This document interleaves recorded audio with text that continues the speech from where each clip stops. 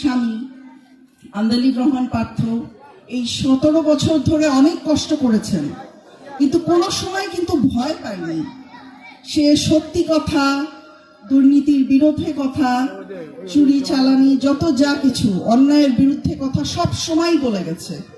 আপনারা সংসদে তার বক্তৃতা দেখেছেন যখন সে এমপি হয়ে এসেছিল। সে তখন অপোজিশনের এমপি ছিল এবং সেই সমস্ত বক্তৃতা দেওয়ার জন্য, মানুষের কথা তুলে ধরার জন্য কিন্তু অনেক হয়রানির শিকার আমাদেরকে হতে হয়েছে। জেল, জুলুম, রিমান্ড, অনেক কিছু আমাদেরকে সহ্য করতে হয়েছে। আপনারা নিশ্চয়ই জানেন যে কোর্টের রাস্তায় রাস্তায় আমাদেরকে দৌড়ায় বেড়াতে হয়েছে। আমরা ন্যায় বিচার পাইনি এত বছরে। তো এইবার একটি সুযোগ এসেছে যে আপনাদের জন্য কিছু করার, দেশের জন্য কিছু করার।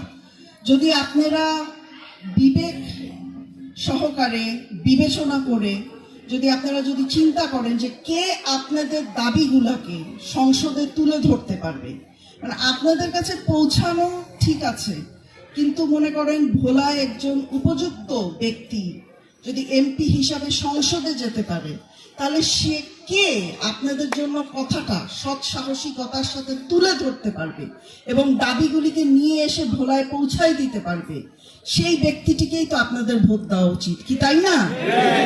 তা আপনারা তো এত বছরে দেখেছেন, আপনাদের কি মনে হয় কে আপনাদের দাবিটা তুলে ধরতে পারবে? ইনশাআল্লাহ। তো আমরা কোনো কিছুকে কোনোদিন ভয় পাইনি নাই, কোনোদিনই ভয় পাই নাই। আমরা সবসময়, আমাদের মাথায় ছিল, আপনাদের নেতা আন্দালিব রহমান পার্থ সবসময় মাথায় ছিল যে একটা অদৃশ্য জায়গায় জমা খরচ দিতে হবে, জবাবদিহিতা আছে, সেটা হচ্ছে আল্লাহর দরবারে, যে কোনো অন্যায় অবিচার আমরা করব না, করিও না ইনশাআল্লাহ। এবং ভোলা নিয়ে আমাদের একটা স্বপ্ন আছে।